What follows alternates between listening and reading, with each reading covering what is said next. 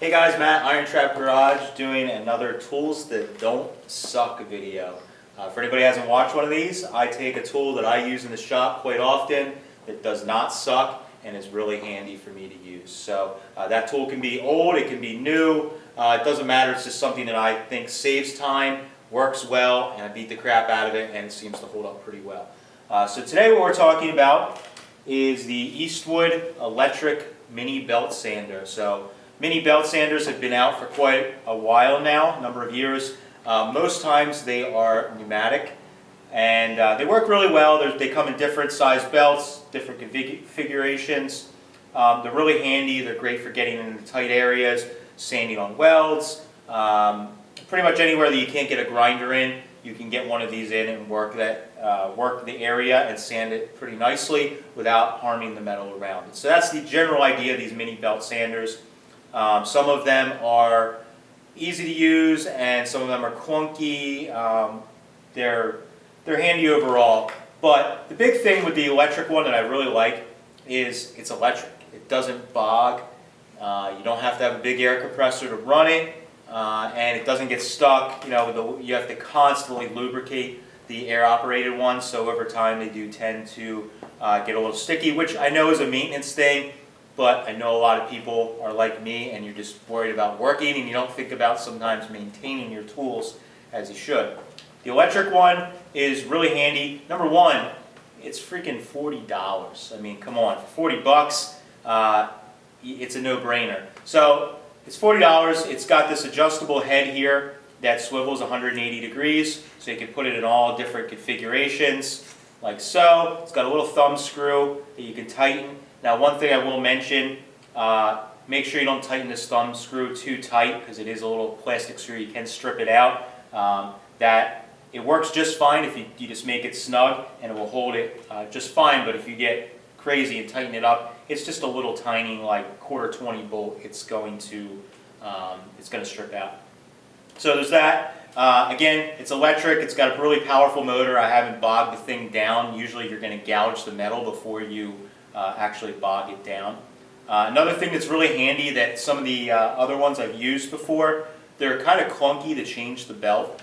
This one uses a 1/2 inch belt on it, and they're kind of clunky to change the belt. It's like tough to get the guard off and everything like that. This one's really, really simple, so it just uses a little, I think it's 3 or 3.5 millimeter Allen bolt that you take the guard off here, like so. And we'll get some close-up shots of all this stuff so everybody can see. So you can take that off like so. Then you have exposed the belt, and all you need to do is there's a little quick release lever here, so you can just push the lever to one side. It loosens the belt up, like so, and we can take the belt on and off. There we go.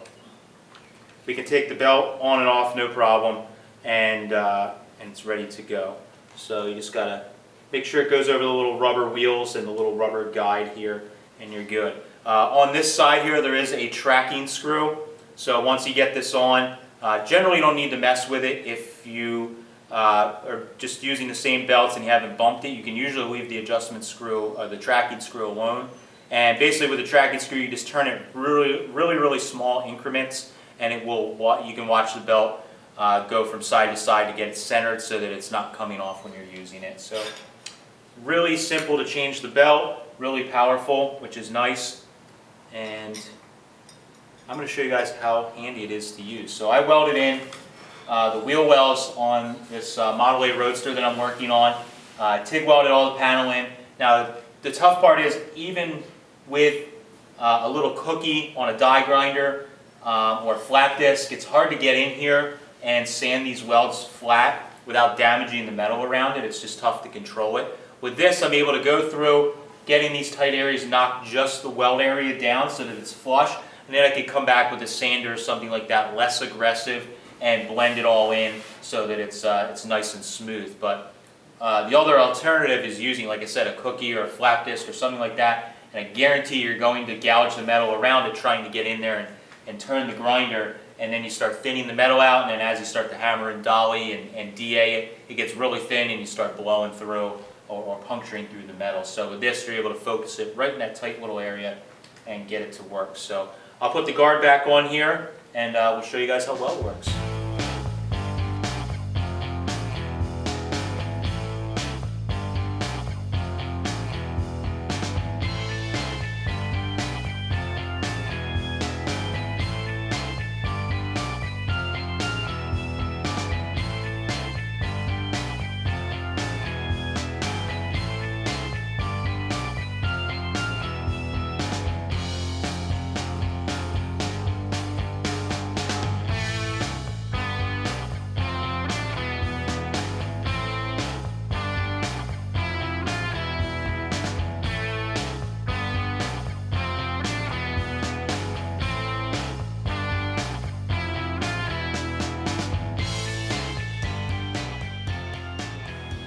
Alright, so as you can see, it works really, really well. I had a little spot here where I had to add a little patch in this wheel well where there was some old brazing, so I had to cut it out and weld a new piece in, and it was in the curve. There was no way I was going to get a sander in there without damaging all the metal or thinning it out. So with this, I was able to use just the face, the round face of the belt sander. I could get it right up in there and just lightly go back and forth, and it keeps that contour that's in the wheel well here. So when we blend everything together, there's not like a flat spot or a step.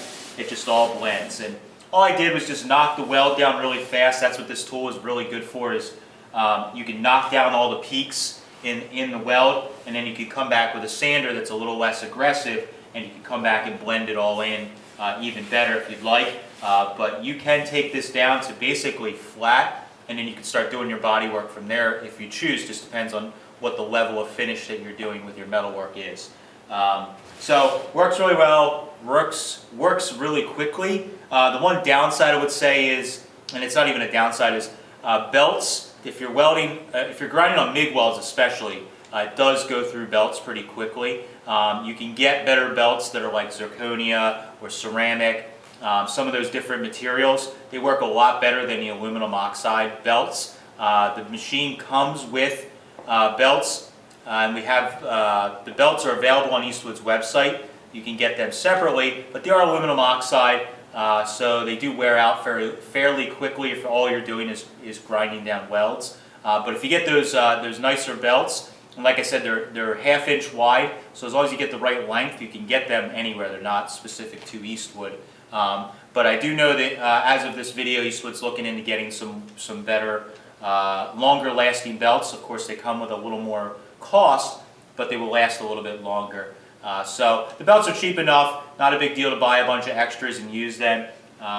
Once you knock down the high peaks in the weld, after that they don't go nearly as quickly, but it's when you hit those high peaks that are really sharp, and ends up taking the material off of that. And you know, if you're really honking down on it, pushing on it, it will also do that. So again, this is a tool I use all the time. I use it basically for grinding down welds is the majority of what I use it for, but you can use it for other things most definitely. Sanding castings, if you're smoothing out like exhaust manifolds or aluminum intakes, things like that, you can use this to quickly knock down casting marks in parts. And there's just, you know, a million different uses for this. Anywhere that's hard to reach, you can get this in. It'll work really, really well. That's all I got for tools that don't suck. We'll drop a link right in the video below that you guys can click if you'd like to jump on one of these. Again, they're like 40 bucks. Definitely worth your time to grab one of these and put them in your toolbox. And like I said, click the link below and you guys can get one for yourself. Thanks, guys. Thanks for